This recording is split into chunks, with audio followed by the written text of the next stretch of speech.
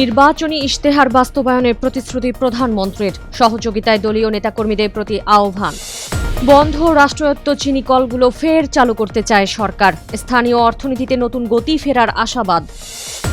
হাম ও হামের উপসর্গে মৃত্যু ছাড়ালো ৩৫০ ঘর, প্রাদুর্ভাব ও শিশু প্রাণহানির ঘটনার তদন্ত চলছে, জানালেন স্বাস্থ্য সচিব।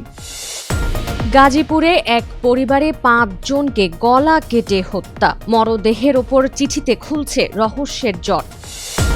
পশ্চিমবঙ্গের মুখ্যমন্ত্রী হিসেবে শুভেন্দু অধিকারীর শপথ, নাটকীয়তার পর তামিলনাড়ুতে শপথ গ্রহণের অপেক্ষায় বিজয়। স্বাগত জানাচ্ছি দ্য বিজনেস স্ট্যান্ডার্ডের নিয়মিত আয়োজন টিভিএস রাত ৮টার সংবাদে। সঙ্গে আছি তামান্না খন্দকার। দেখছিলেন সংবাদ শিরোনাম, এবার বিস্তারিত। নির্বাচনের আগে দেওয়া প্রতিটি প্রতিশ্রুতি বাস্তবায়ন করার অঙ্গীকার পুনর্ব্যক্ত করেছেন প্রধানমন্ত্রী তারেক রহমান। প্রধানমন্ত্রী হিসেবে দায়িত্ব গ্রহণের পর প্রথমবারের মতো বিএনপি সহ ৩টি সহযোগী সংগঠন, ছাত্রদল, যুবদল ও স্বেচ্ছাসেবক দলের জেলা নেতাদের সঙ্গে মতবিনিময় অনুষ্ঠানে একথা বলেন তিনি। ৯ মে রাজধানী ফার্মগেটের কৃষিবিদ ইনস্টিটিউটে হওয়া এই মতবিনিময় সভায় তারেক রহমান নেতাকর্মীদের দলীয় শৃঙ্খলা, সাংগঠনিক কার্যক্রম, স্থানীয় পর্যায়ে আন্তঃকোন্দল এবং চেইন অব কমান্ড পুনঃপ্রতিষ্ঠার নির্দেশ দেন। সেই সঙ্গে বলেন, বিগত জাতীয় নির্বাচন কতটা চ্যালেঞ্জ ছিল সেটা সবাই অনুভব করেছেন। তাই সরকার পরিচালনার ক্ষেত্রে দলের নেতাকর্মীদের গুরুত্বপূর্ণ ভূমিকা রাখতে হবে। সবার ঐক্যবদ্ধ প্রচেষ্টায় সরকার তার কাঙ্ক্ষিত লক্ষ্য অর্জন করতে পারবে। দেশের বন্ধ রাষ্ট্রায়ত্ত চিনি কলগুলো পুনরায় চালু করতে সরকার দৃঢ় প্রতিজ্ঞ বলে জানিয়েছেন শিল্প, বাণিজ্য এবং বস্ত্র ও পাট মন্ত্রী খন্দকার আব্দুল মুক্তাদির। ৯ মে পঞ্চগড় সুগার মিলস লিমিটেড কারখানা প্রাঙ্গণে আয়োজিত আখ চাষিদের সঙ্গে এক মতবিনিময় সভায় একথা বলেন তিনি। বন্ধ শিল্প কারখানাগুলোকে আবারও উৎপাদনে ফিরিয়ে এনে কর্মসংস্থান ও স্থানীয় অর্থনীতিতে গতি ফেরাতে সরকারের পরিকল্পনার কথা তুলে ধরে মন্ত্রী বলেন, বর্তমানে দেশে কয়েকটি চিনিকল বন্ধ রয়েছে এবং চালু থাকা অনেক মিলও নানা সীমাবদ্ধতার মধ্যে পরিচালিত হচ্ছে। অধিকাংশ মিলের বয়স ৫০ থেকে ৭০ বছর অতিক্রম করেছে।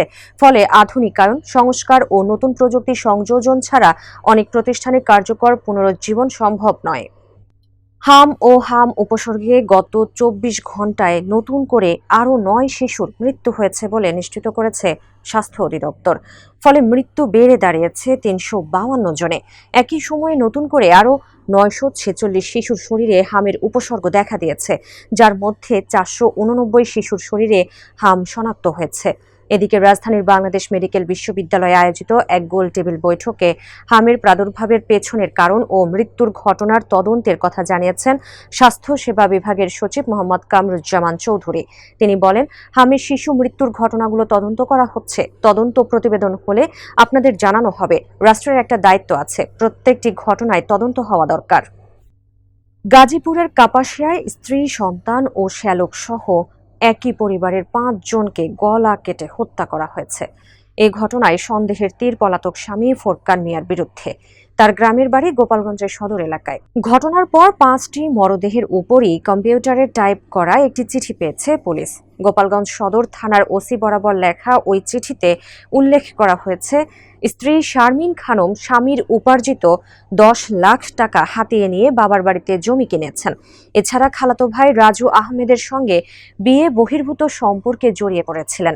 জানাজানি হওয়ার পর দাম্পত্য সম্পর্কে ফাটল ধরলে শারমিন ও তার কথিত প্রেমিক রাজু ৫ মে ফোরকানকে মারধর করে বলেও অভিযোগ করা হয়েছে ওই চিঠিতে। তবে বিষয়টি তদন্ত করছে পুলিশ।